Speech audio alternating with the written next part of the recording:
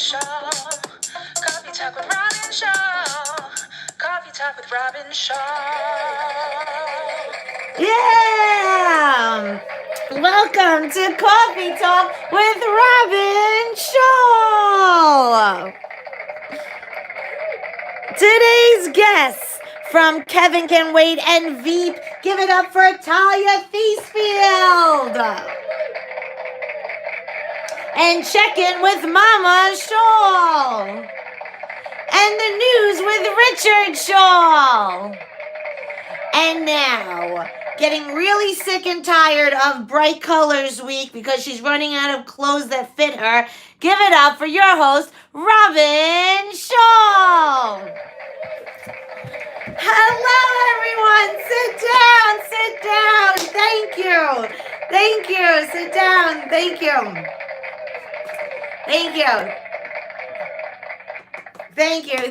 Please give it up for my co-host, Bob. Oh, show a little skin there, Bob. Good morning, everyone. Hello. How are you? Welcome to Coffee Talk.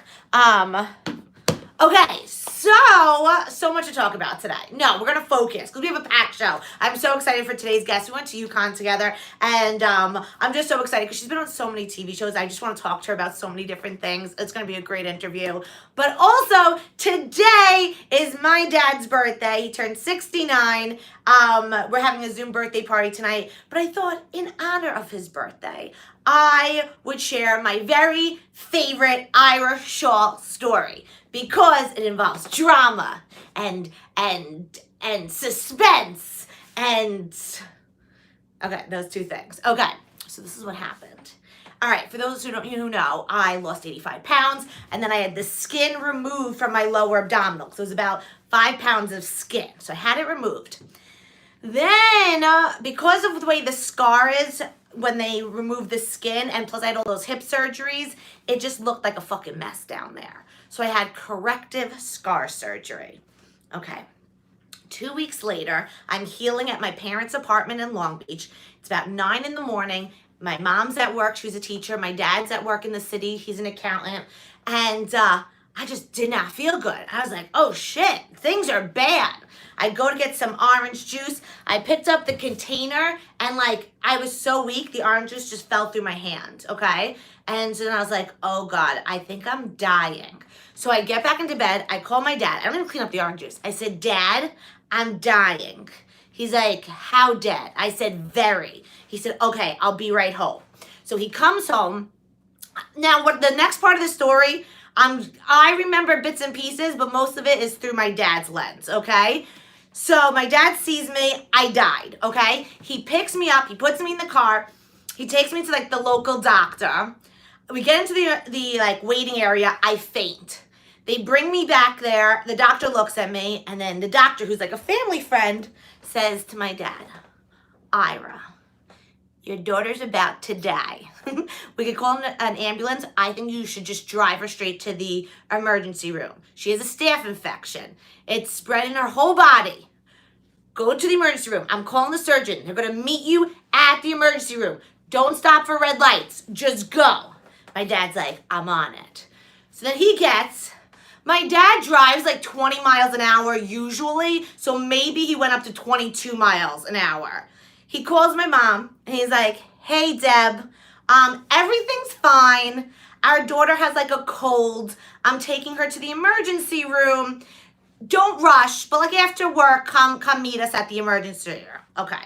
So we get to the emergency room, and I'm like, wait, didn't the doctor say I'm about to die? My dad's telling my mom I have a cold. This is not okay. So we get to the emergency room. When we get there, the surgeon is waiting for me. So we get in, and then she goes, in the emergency room, all right, we have to open her up right now, right here. And then she turns to my dad, who she knows because my dad happens to be this surgeon's accountant, okay? So she goes, Ira, I need you to assist me.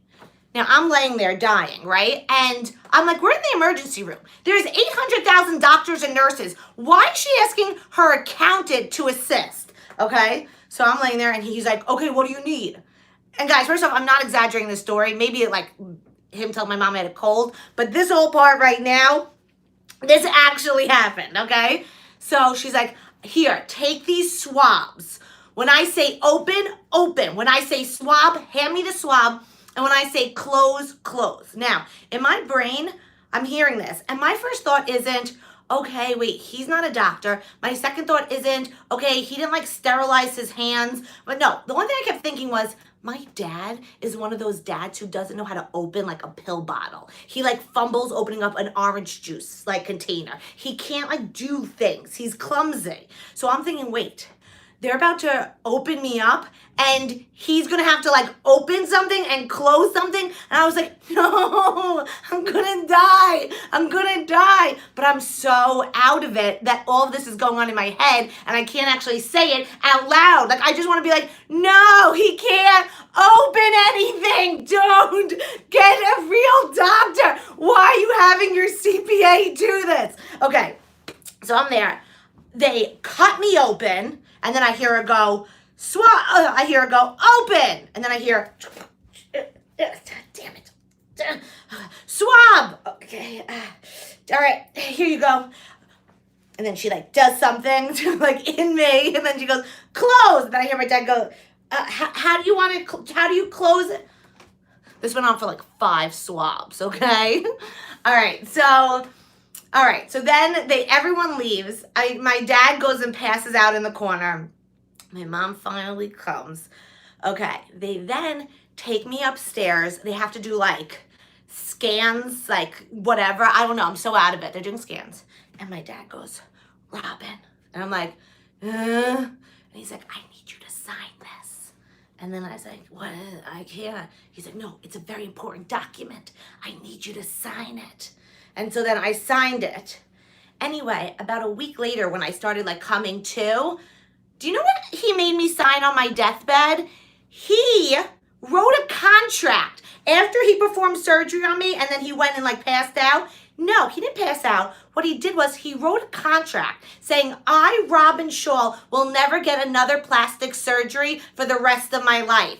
And then made me sign it on my deathbed. So that is why my tits are saggy, because I am under contract. And then not only that, I was in the hospital for the next 2 weeks, and every day he'd walk into the in my room, because I was staying there for 2 weeks. He'd walk in every day like this, like sterile, because in his head he thought he was a doctor. So anyway, we're gonna have saggy boobs for the rest of our lives, but it is what it is. So happy birthday to my dad. Thank you for saving my life. Thank you for performing surgery on me. And with that, let's get the show started. I'm so excited. We have a packed show. First, we're gonna get in the news, which, by the way, I don't know if you guys saw Richie's video on Facebook or on my YouTube account. If you haven't, you're missing out. It is so funny. We'll talk to him once he gets on. But guys, please give it up for your favorite intern and mine, giving us the news Robyn needs to know, Richard Schall. Hello. Hello, Richard. Richard, congratulations on putting out, in my opinion, one of the funniest videos of during quarantine. Thank you. Except I don't even get an applaud. Oh, sorry. You know,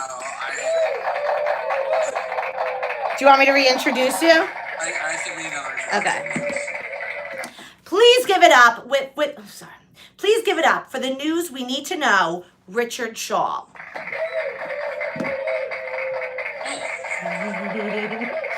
Ew, what is that?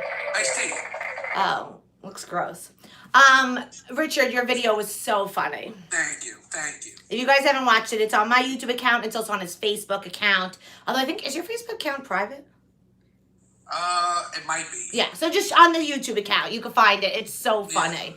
Okay, Richard, what is the news Robyn needs to know?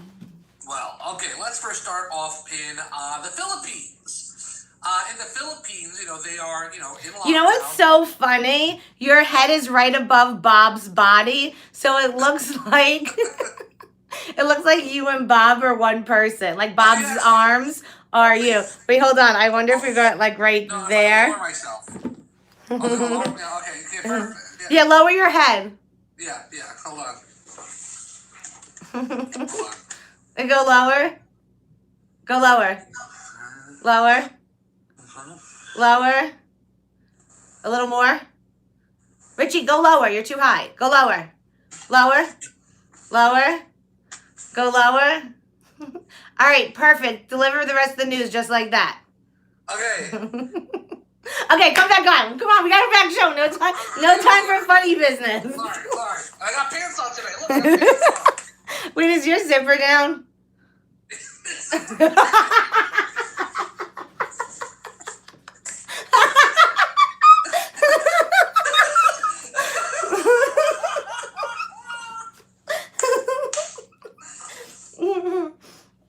Okay. Okay. All right, give us the news Robyn needs to know. So a teacher was fired for going live streaming with his zipper down. Okay, what is the news Robyn needs to know? All right. In the Philippines, there are really strict laws on keeping everybody inside during the lockdown. So what the police decided to do is have their police dress up in Star Wars outfits, Darth Vader, Yeah. stormtroopers going around on the boats and forcing people to stay inside. Oh, that's their homes. fun. Yeah, so it gives people a good laugh and it also reminds them to stay inside. Right. But do you think the police dressing up is then going to make people want to break the law so that then the police will show up? Dun, dun, dun, dun. They have lightsaber fights. Mom said to me this morning, she goes, 2 days ago or 3 days ago was May 4th for Star Wars, and you and Richie didn't even mention it. I said, we mentioned it 2 days in a row. I said, Richie mentioned it and then forgot the next day and mentioned it again. And then Mom forgot and mentioned, it's 3 days in a row we've mentioned it. By the way, happy Star Wars Day, everyone. Okay, next news story. All right, so in Michigan, a family is really happy because their escaped emu. Wait, what's an emu? Just imagine an emu is like a very hairy, like an ostrich. Wait, I don't know what an ostrich is. Is that a bird? Yeah, like think of the Roadrunner. Okay, yeah, all right, finally a reference I know. go with the cartoon. Robyn will know. Okay, all right, so it's like a hairy bird. Yes, a very hairy bird escaped. 6-foot-tall emu escaped from their backyard. But luckily, he was found in a neighbor's yard. And guess what he was doing? What? Playing in their sprinkler. I feel like you're very heavy on the... Not heavy as in weight, but... I feel like... You watched my video. You saw the song. I feel like you're very heavy with the animal news stories. I don't know why. A lot of the news, the weird, silly news, are animal related. I know why. I just figured it out. Because everyone's inside. Yeah, people aren't outside. The only things that are happening are animal related. Exactly. Yeah, he was just the ostrich was just having fun. The emu was having fun. First off, I really did learn something today because I never even knew I never heard of an emu before. Oh, wait till you see the picture. The picture of it is like adorable. Oh, okay. All right, next news story. And guess what? This one deals with an animal. Does it really? Yes. Okay, this is like, okay, so there's this dog that's like figured out that the horn in the car makes noise. So it's gone kind of viral of this dog in a parking lot with its paw on the horn because its owner is taking too long paying inside the store. Oh, that's funny. And that's like something you would do to me. Like if I'm taking too long, you would just like probably just do your... Come on, Rick! Do you remember when Mom left? I was like a baby. I was like 2, and my mom left me in the car with the keys because she like was running inside the house to like grab something. So I was like in the car left alone, and the car was on, and then I, being like a little kid, took the what is it called? The stick thing. Not a stick, and I moved it from park into neutral or reverse or whatever. And our driveway was like a slant. So then all of a sudden the car started going down. Meanwhile, driving this way was the pizza delivery guy who knew us personally because we ordered in about 7 times a week.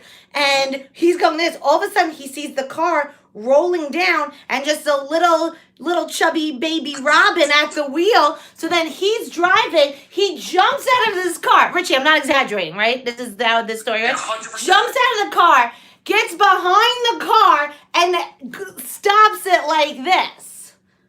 And then I just happen to be coming to the door. I see Mario. Oh, yeah, his name's Mario. Yeah. Holding the car. And he looks at me, his thick Italian accent goes, "Get your mother!" I was like, "Mom, Robyn drove the car into the street. Mom, Robyn drove the car into the street." Wait, so if I was like 2, you were only like 6, right? 6 or 7. Yeah, I must have been like 6 or 7. Yeah. I still remember Yeah, it. he's the Superman Mario. He was a Super Mario. He was a Super. He held the car. Get your mother! Gear shift. It's a gear shift. Oh, gear shift. Wait, before we lose you, before we leave us today. You're losing me?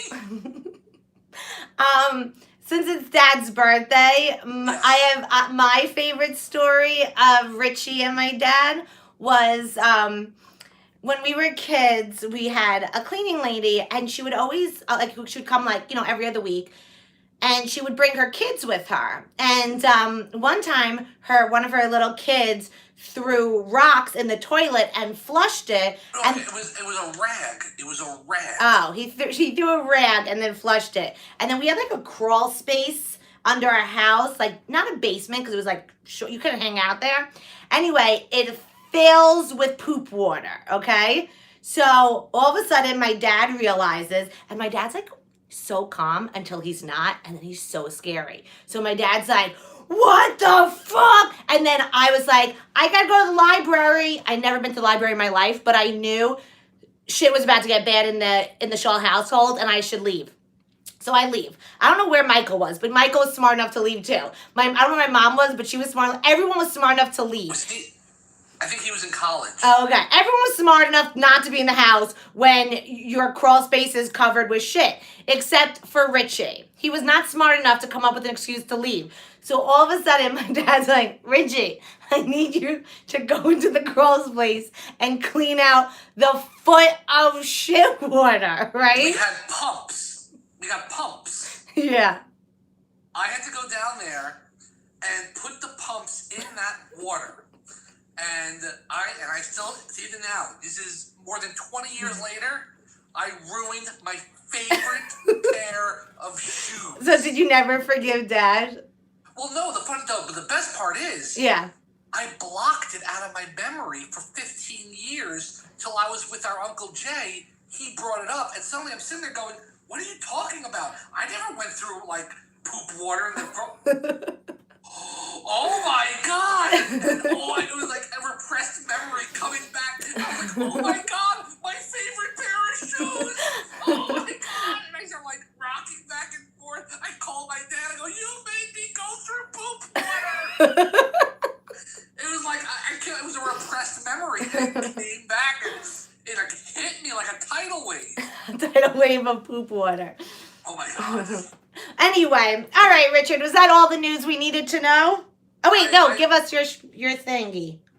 Please, if you're watching this live or even on replay, make sure you tell all your friends and family who didn't go through poop water to make sure that they watch Robyn. They watch all the shows on YouTube. Please make sure you subscribe, hit that little bell so that you get notifications whenever Robyn goes live. Hit that thumbs up so we get a lot of likes.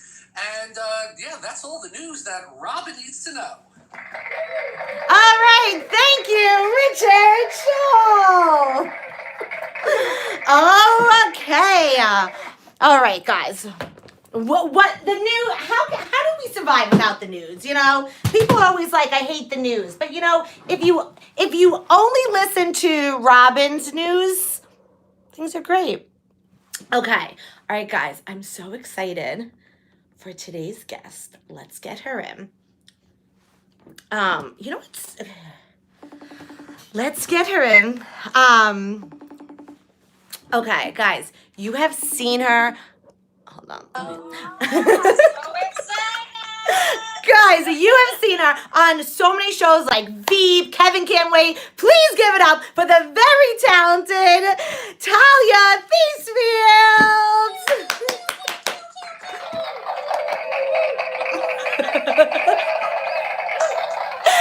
Oh my God, you look amazing.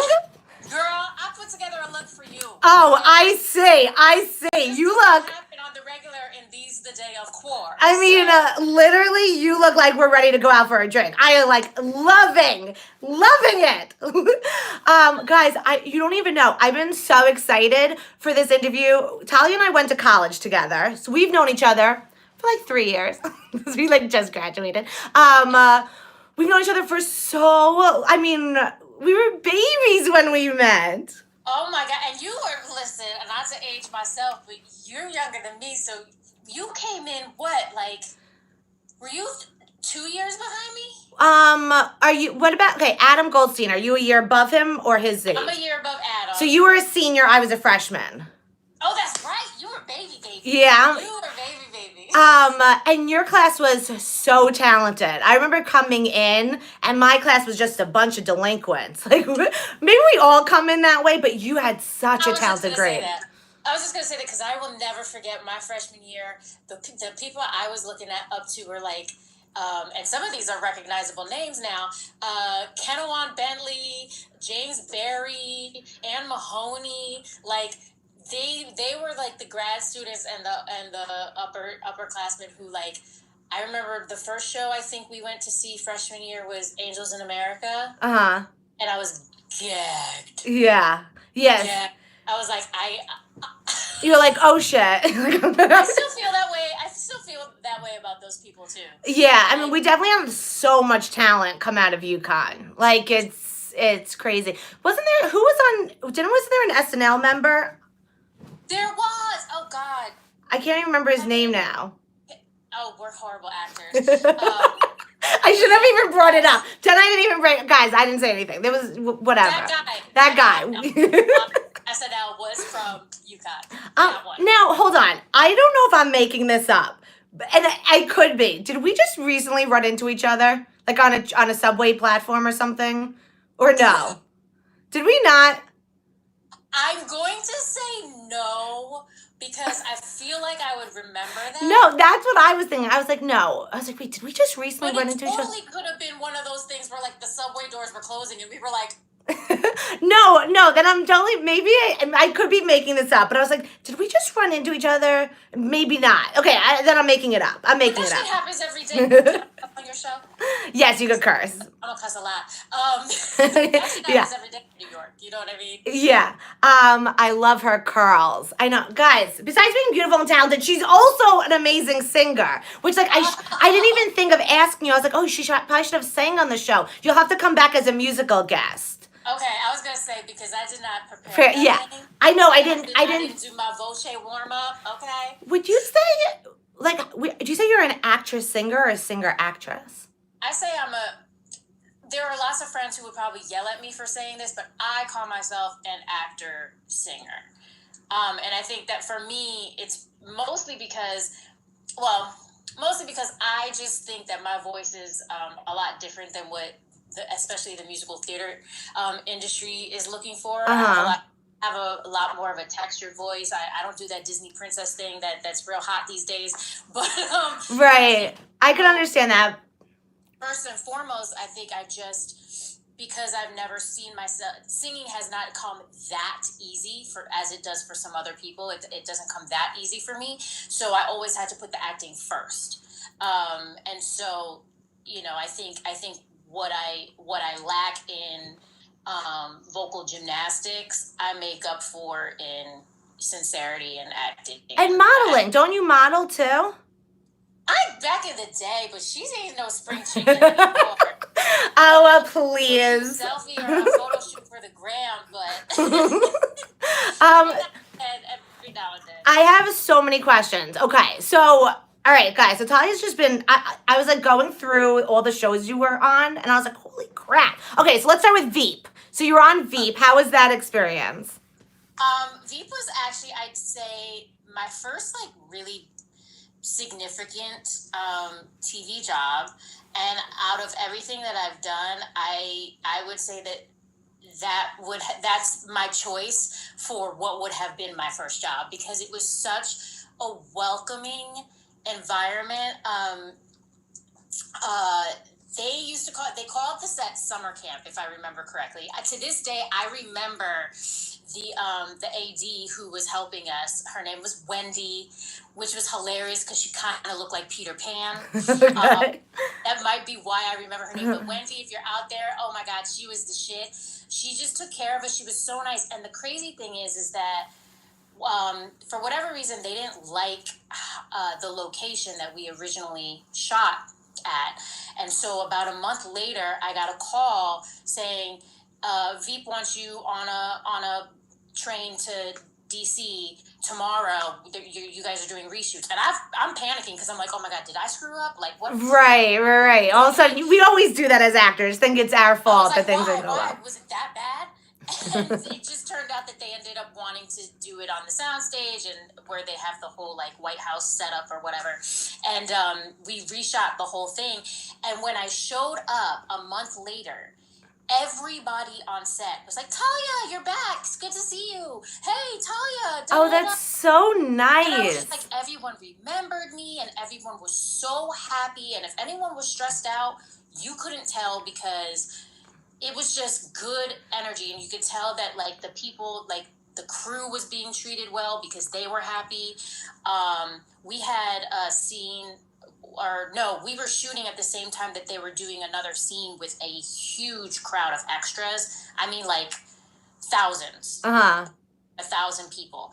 And all these extras were there, and every single person looked so happy.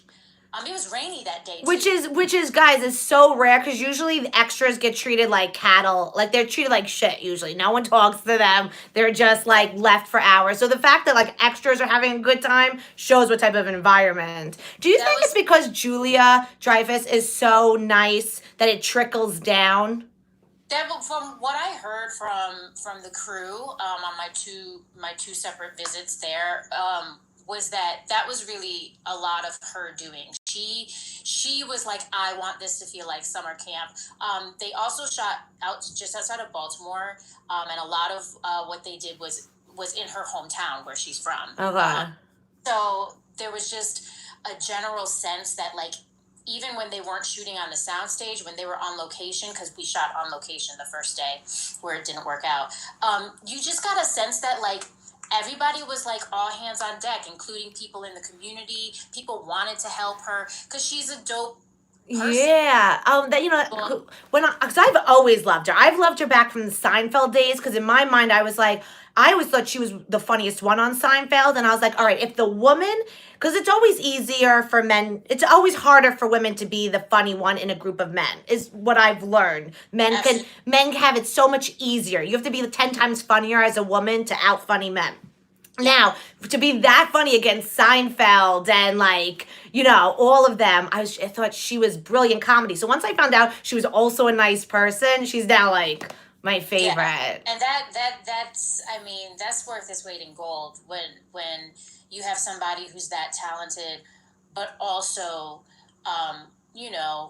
concerns themselves with the well-being of others, and they understand that the happier the people who are working for you are, the better the work is going to be. And totally. Yeah. So, yeah, that was definitely, and not so much of the fact that they put me up at the 4 seasons, honey. Oh my goodness. It really is amazing. Like, in this business, either you're treated so nice or like crap. It's like one or the other. They picked me up in a limo, and it was full of candy. Oh my goodness. And I don't know why that was what hit me so much, but I'm sitting there like eating Starburst, like life now. Totally. I get in the limo. Totally. When I did the Bethany show, this is a few years ago, I had my own dressing room, and in it was like all her products, and it was like gift bags for me, and like I was eating her like skinny girl popcorn, and I was like, this is for me. This is my life. Yeah, totally. Guys, it's the little things that make us like, it's not even the limo, it was the candy that you were like, the candy, Oh my God, this is a funny story about Veep. So real quick, one of my best friend, she's like my sister, Tracy Toms, had shot her episode of Veep shortly before I showed up. And so she had let everybody know that I was coming. I think that's another reason why everybody was like, Uh-huh. Also knew one of the other actors on the show. But so I get there and I get to the Four Seasons, and Tracy's like, they're putting you up at the Four Seasons. I was like, yes, bitch! I'm at the Four Seasons. She was like, okay, call me when you get into your room. So I call her. I'm like, I'm here. She goes, cool. Go into the bathroom. And I was like, okay. And I'm like, oh man, this bathroom is tight. Like separate room for the toilet so you can poop and Fancy. and like, you know what I mean? And then she goes, okay, you see a little switch over here, like flip this, and then the whole mirror turned into a television. Oh my goodness. I saw that at the Caesar Hotel in Vegas. It's next level. It's next level. I never saw that shit before, and I was like, I stood there, ready to cry, and she goes, "Now take your ass downstairs and order some whiskey, the most expensive in the menu, and think about your life." And I was like, Wait, is this HBO, right? yes. Yeah, HBO got money. Right? They got money, honey. Yeah. And thankfully, I've been blessed with 2 HBO shows. HBO, hire me again. Yeah, HBO seems to be like a really like they got money, they treat people well. Everything I hear about them is, what was the other show you did on HBO? Secession. Oh yeah, how is that? Now it was a completely different experience because it's a completely different type of show. Yeah. So the energy is obviously different. I worked with oh my god, I'm so terrible. His name will come back into my head, but he was one of the directors from Game of Thrones. Lovely British man, and he was wonderful. Everybody was wonderful. I had the opportunity to work opposite Jeremy Strong, and he is an absolutely brilliant actor. For those who don't know, he went to Yale, but he is a lot more of a method actor. So, can you explain what method is? Because we don't have a lot of people aren't actors. Yeah, so he is the type of actor that once he steps on set, he is in character, and he does not break character until he's done shooting and working for the day, you know what I mean, or done with his scene. So if you watch Secession, his character's a dick. And I was excited to meet him because one of my students, I teach acting, and one of my students plays his daughter on the show. So I was like, oh my god, we're gonna kiki. And from the moment I got there, I mean, he didn't give me the time of day. And the thing is I didn't take it personal. Right. I immediately recognized what was happening, and I was like, okay, he needs a space. But there were moments where like he was talking to the director, and I had him in my ear because I was playing a reporter, and I was interviewing him via satellite, and I could hear him in my ear, and he's kind of talking shit about me, but that's because he's that's his character. Jim Carrey did the same thing. And I was like, oh god, this is embarrassing, and I'm like, and I had to find a way to not take it personally and understand that like he's not talking about me, he's his character is. Right. Yeah. Jim Carrey did that for when he was playing Andy Kaufman, the Man on the Moon video. So it was the same thing. He was like in it the whole time. So like people were like, oh my God, this is so difficult because like you sometimes want to talk to the actor, but the actor is, someone asked, is it harder to work with someone who's a method actor? I mean, yes and no, because yes, it's harder because when they call cut and you want to talk to the actor like, hey, can we try doing it this way? You're not talking to the actor. You're talking to the character, which makes it frustrating. But a lot of times it helps with people's performances. So if that's what... And I think whether or not it's a difficult experience for the other people you're working with really depends on how you are off the set. I will say the second that we wrapped our scene, he immediately came up to me and then introduced himself. Okay. And we had a moment, and he had to go and shoot another scene immediately after we wrapped, so we didn't have a lot of time. But it was just, he him as a person and him playing his character were clearly Yes. two different people, and I think that makes it easier. The relationships you have with people offset, as well as like, you know, as an actor, you have to have the self-confidence to know and distinguish when that's happening. Like I said, the second he got on set, when I realized like, ooh, he's not talking to me, he's not looking at me, I was like, I get what's You get happening. it. Yeah. I take that personally. Yeah. And then you were also on Kevin Can Wait. How was that? That was a riot. I think I've been really lucky that almost everything I've worked on has been so different from the next. Right. Or from the one previous. So Kevin Can Wait was hilarious. It was a very long 2 days, a lot more involved than I would have thought. But again, we were on a soundstage. The set was pretty complicated because most of my work was on an airplane, so they had an actual like airplane built onto the set, or at least like a third of an airplane. Wait, was this so filmed in New York or California? that's in New York, It's in New York. in Long Island, and Strong Island, Yeah. and that was a lot of fun. I made Kevin break a couple times. So What were you doing that made him break? I think if I remember correctly, we did a couple takes of me basically just giving him like side eye, Uh-huh. and I don't know what it, but like I was just doing me. I give a mean side eye, and I think there was a line with it too, but I just remember there were a couple takes where he broke and we had to go back. And Oh, do it. that's awesome. That must have been And I such a was good feeling. Leah Remini also complimented my nails. Oh, Which- what's she like? What's she like? Because like I just love her personality, but I don't know. I don't know. I haven't heard anything about her. She is everything. She don't take no shit, but she's also a nice person. She doesn't mince words. She's not a chatty person, but like she took care of me actually. Like I said, it was a really long day, and there were moments where they kind of had me standing around, but you know, they have their assistants or whatever who come and patch them up and give them a chair, and you know, I'm kind of standing there doing my thing. And at one point, she was like, somebody get her something to sit on. You're in heels. Take your shoes off. She's like, don't worry about them. Listen to me. She's like, go sit down. Can somebody do her face? She's getting shut. And she was like looking out. Good for her. That makes me so happy. She looks like a girl's girl. She looks like someone. Girl. Yeah, I could see that. We took a selfie when we wrapped with my phone, and then she was like, let me take one with mine. I'll have my assistant send it to you. And I was like, okay. I didn't think she would remember, you know what I mean? Yeah. We took a selfie. Not only did she send it to me, but her assistant sent it to me like a week later on Thanksgiving, and was like, Leah told me to send this. She says, happy Thanksgiving. Thanks for a great shoot. And she had smoothed everything out and did the face and everything so that we look fabulous. And that's the most important thing. And that for that alone, we appreciate her.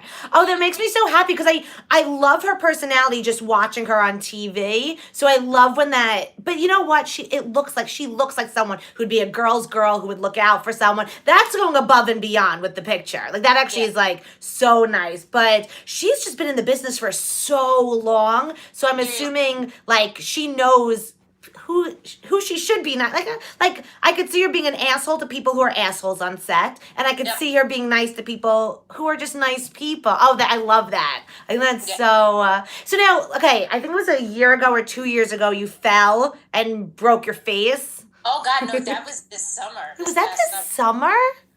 Oh my God, time does not exist anymore for me. This last month seems like a year. I have no sense of reality. What is it? So wait. Today is the third Wednesday of the week. I have literally no clue like about anything anymore. Like I'm just like no sense. Okay, so but because you fell, but you were still working. Okay, what happened exactly? That was nuts.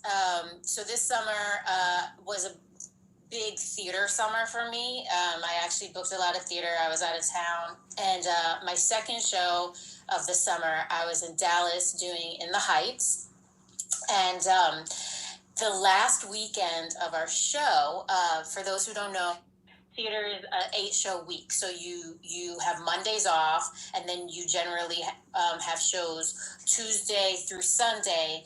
And a lot of times it'll be 2 shows on Saturday, 2 shows on Sunday. So that was our schedule. I had just done my Saturday show. My father and my aunt were in town. They had seen the Friday night show. And in between Saturday shows, I was going to go meet up with my father, who was right down the street at a museum, like 2 blocks down. And so pack up, get my stuff. And I'm like, all right, I'm going to lunch. I'll see y'all for tonight's show. And I literally walked out the door, walked down the corner, and got to the museum and called my father and was like, I'm here. He goes, oh, I'm on the other side. I said, don't worry about it. I'll meet you. On the phone with him, I took 2 steps, and it was like a ghost shoved me from behind. There was nothing on the ground.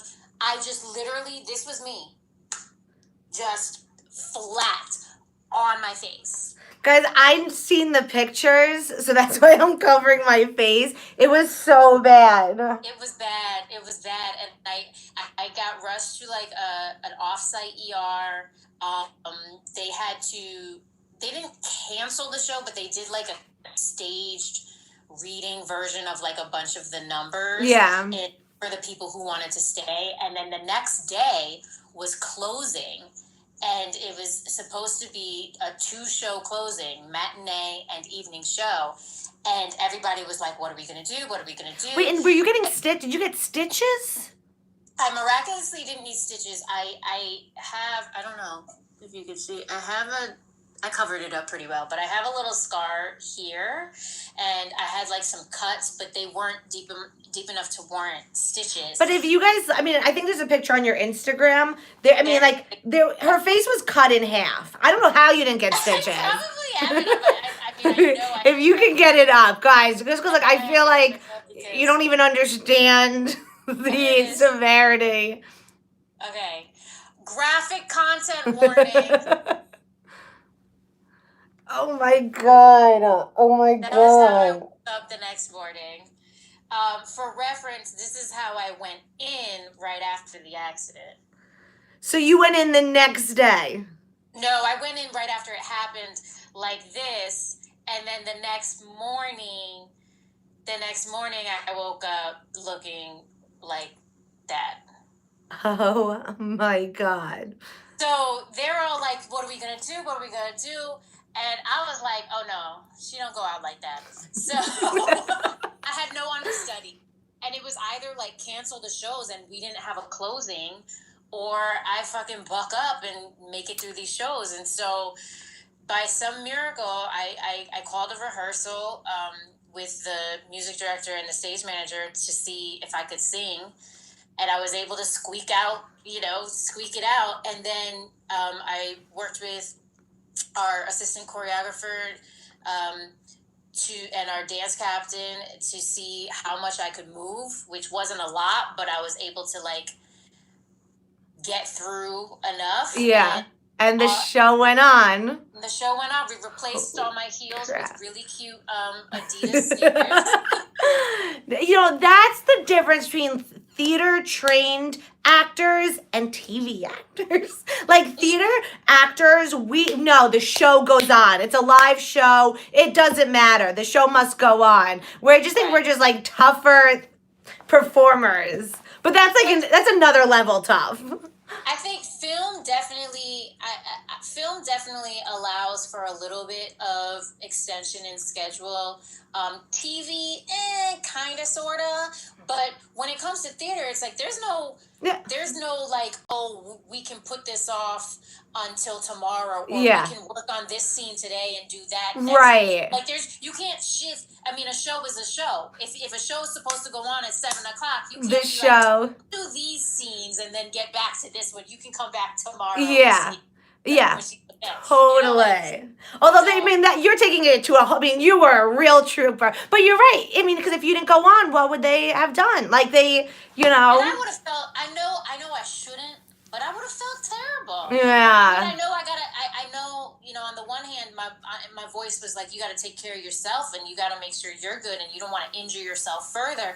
But on the other hand, I'm like, we got a cast of like 25 people and an entire band and set people and costume people. Like, all these people were expecting to have a kick-ass two-show. Right. This is it. Also, this was one of the biggest selling shows at the theater. It was a huge deal for the community because it was an all Latino cast, and we're in Dallas, Texas. Trump was at the convention center like a couple days before, so like it meant a lot. Right. So I would have felt terrible if that's the way we all went out. And it didn't. You actually did the complete opposite. You guys went out on top, like such a trooper. I love it. Talia, where can everyone follow you, like on social media, so they can keep up? You can follow me on the gram at The Act of Style, all one word. The Act of Style on Instagram.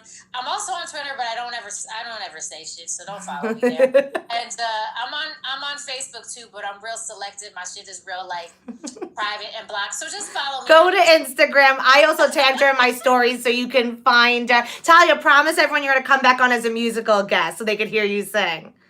Okay. So it made you promise when we were live, so you can't get out of it. Talia, thank you so much for coming on. Guys, please give it up for the very funny Talia Thiesfield. Talia, thank you so much. I'll speak to you later. Bye.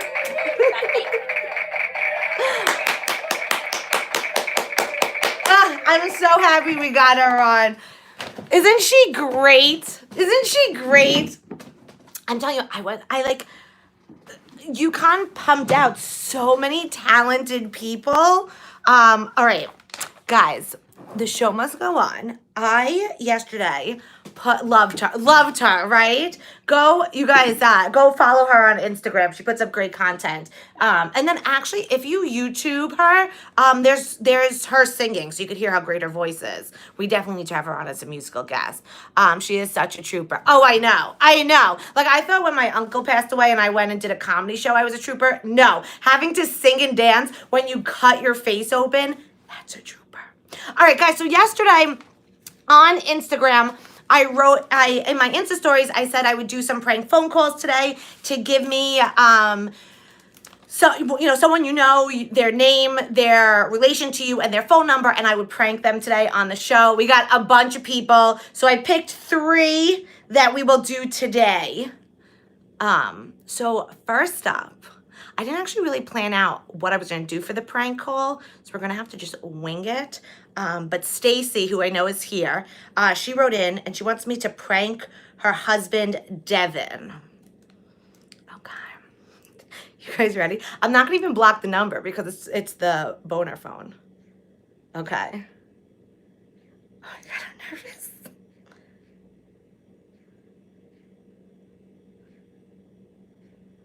Okay, you ready? Stacy, I'm calling him.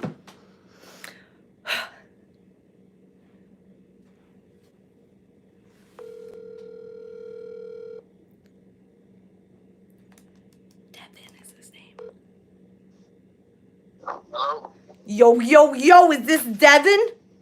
Sure is. Hey, it's Tony. I talked to Stacy on Instagram, and she said that maybe I could come and help out with you guys in the bedroom. Yeah, come on with it. Yeah? Absolutely. She was telling me that. What time can I expect you? She sent me a picture of your wiener. And she said that, that although not the perfect size, that you weren't terrible with using it. She's crazy. So she wanted me to come over and help assist. She was saying maybe you could stand in the corner. I could make love to her, and then you can see what I'm doing. Yeah, I mean, any pointers you got, I'll take. Okay, so I'm gonna send Stacy some pictures of my wiener, and then I'll give a time when I'm coming over. Bitch, don't be upset when she laughs at you a little bit. Though. Okay, thanks, and I'll see you later tonight. All right, bye-bye. Well, he was the chillest husband ever. He was the chillest husband ever. All right, let's call Alejandro. Is Alejandro here? I'm wondering if we called Frank. Would never have been so cool. I was actually gonna. Should we do Frank? Is Alejandro here? Let's try. Hold on. Oh, sounds like Stacy is double the pleasure tonight. All right, let's. Wait, if Alejandro's not here, I don't know if we should call his dad. We should call his dad. Let's call Frank. I blocked him on Instagram last night just so that he wouldn't see this. But okay. I think he's going to recognize my voice. I'm really nervous. All right. He's asking me who that was. Call his dad. All right, let's first call Frank. I don't think he's going to find this funny because he's probably working.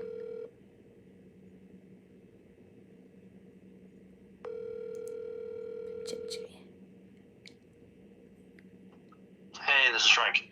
Hello, is this Frank Cruz? Yes.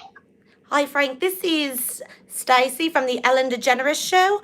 Do you have a minute to talk to us for a second? I'm sorry, you sound distant. What? I'm sorry?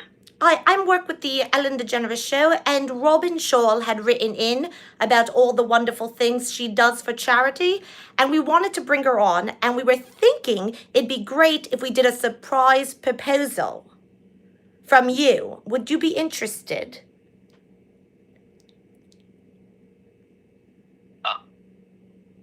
I'm sorry. Who are you?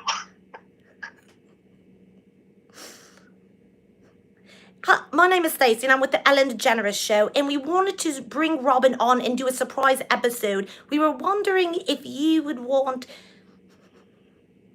to do a surprise proposal to her on the show.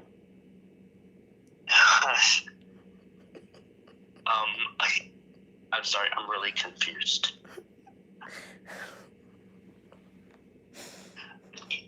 Did you say Ellen? The talk show person. You don't sound like Ellen. I'm sorry. I'm sorry. I'm confused. It's me. It's Robyn. Robyn. Okay, I'll let you go to work. Love you. How come you didn't say yes to a proposal on TV? If Ellen calls you and says we want to surprise Robyn, just say yes. We will talk later. Okay, goodbye. Love you. Bye. Okay, I couldn't keep my I'm sorry. I couldn't stop laughing for that one. I'll do better for Alejandro. Okay. All right, who should we do? Which character should we do for Alejandro? Okay. Okay, so this is Alejandro's father, Juan. Okay, I don't even think Alejandro's here.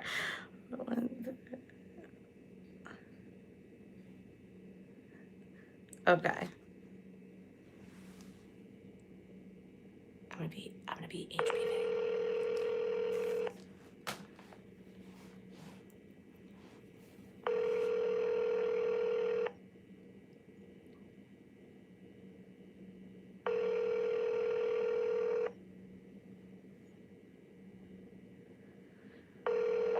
Hello? Hi, is this Juan? Yeah? Hi, can you let me out? I'm in the basement. Excuse me? I'm in the basement. Can you let me out? Yeah, I'll go right now, okay? Juan, I'm downstairs in the basement. Okay. Can you let me out? Yeah. Can you bring some pizza? Yes, no problem. You like pizza? Yes. What type of pizza? Okay, I'll go right now, okay? Okay, come get me. It's so hot in here.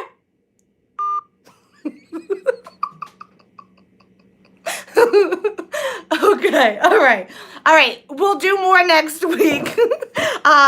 Stacy and Alejandro, thank you. Franklin, I think may break up with me, but we'll see. We'll see. All right, let's call in with Mama Schall. For those who sent phone numbers, I took screenshots. We will get to them next week. All right, guys, give it up for your favorite mother and mine, Mama Schall.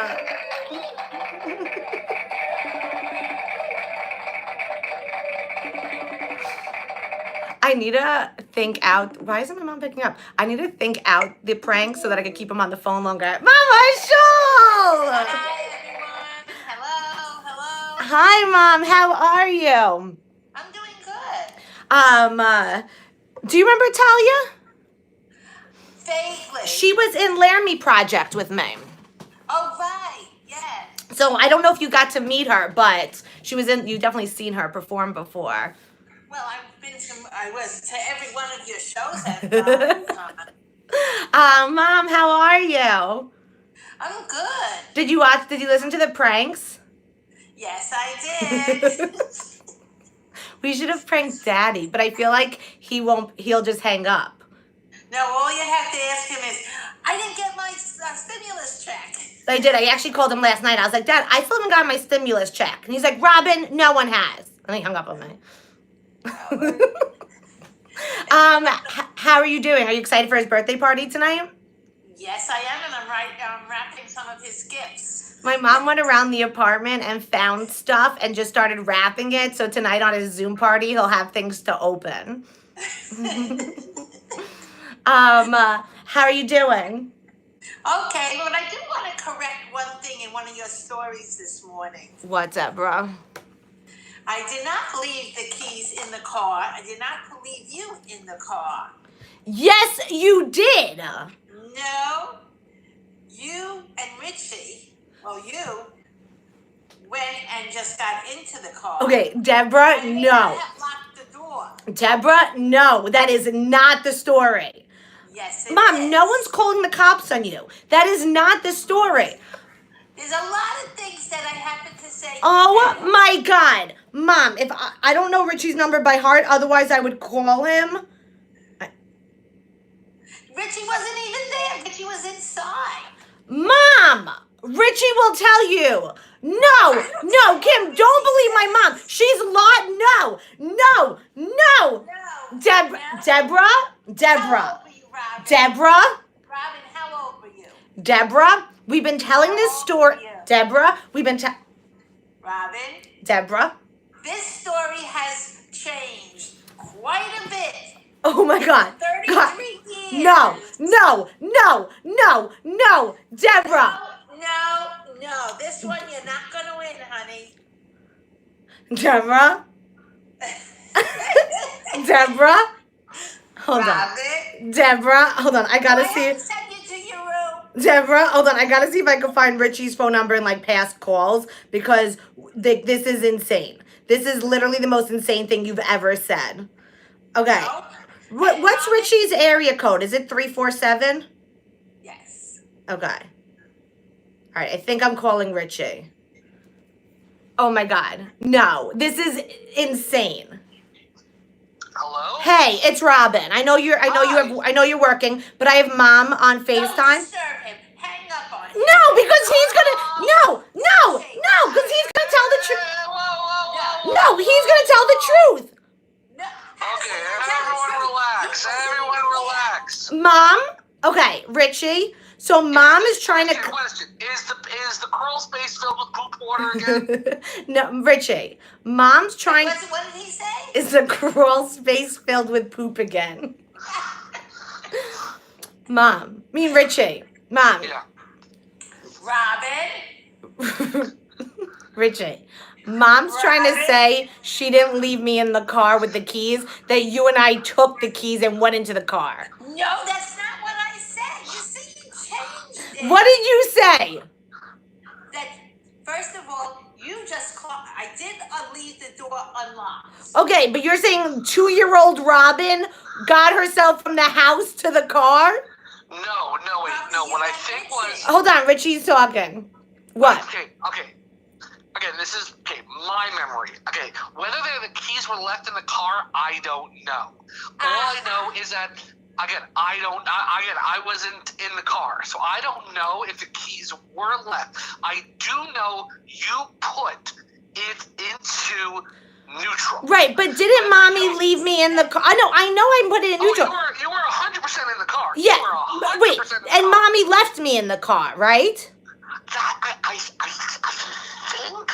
that's why I know you were in the car. How else would I have gotten in the car? But I think I didn't. It was the door was ajar, and it was left. You're saying 2-year-old Robyn climbed up into the car, got into the driver's seat, and put it in. You might have been 3 at that time. Well, you know what? I know Friendlier Pizza's phone number. Let's call Mario. But I remember. See, that's how I do remember. okay, fine. You didn't leave the keys in the car, but you left Robyn in the car. See, I don't know. Wait, but then how could I put the car in reverse if you didn't have the? I don't know if you, because you hit it with your hands. Yeah, but the car can't go in reverse if there's no keys, Deborah. The slope on the driveway was enough for it. All right, to go. Richie. Did mom leave me in the car, and were there keys in the car? Your job depends on this. Okay. From what? Okay. Okay. Can I tell you this is my memory. We were all in the car. You were being a brat. And when my mom couldn't take you anymore. and I think Mike was in the car with us, and we just all went into the house. And again, you were being a brat, like I want to go to McDonald's, I want to go to Burger King, like something like that. And so you all left me in the car? No, I think Richie and I got in front of the car and pushed it into the street. That's what happened. All right, you're both fired from my show, okay? That's it. From now on, Bob is doing the news, and then we're going to do check-in with Bob. But you were definitely in the car, and it went alone. No, I know. Okay, all right. Goodbye, Richie. Go back to work. Okay, Mom, give your spiel. Everybody, stay safe, stay healthy, wash your hands, and just think positive thoughts. And you can also wish Ira a happy birthday.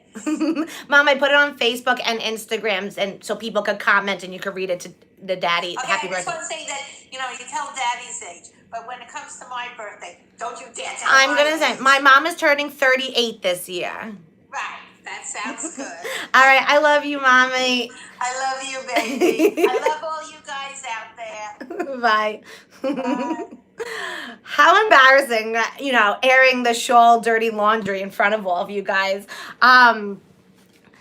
All right, guys, if you want to tip, you can do it you could join Patreon. We're going to do dinner and movie this Saturday on Patreon, so this is a great time to join. Or you go to Venmo or PayPal, but more importantly, just come here every day. I love doing Coffee Talk. I love seeing you guys here. Tell a friend. Make sure you subscribe to the YouTube channel. Give a thumbs up. I would like to thank our guest, Talia Thiesfield, and our news with Richard Schall. Check in with Mama Schall. Thanks to Bob. Thank you to Devin, Juan, and Franklin for letting me prank them today. Guys, I'm Robyn Schall. Thank you for coming to Coffee Talk. And that's Schall, folks.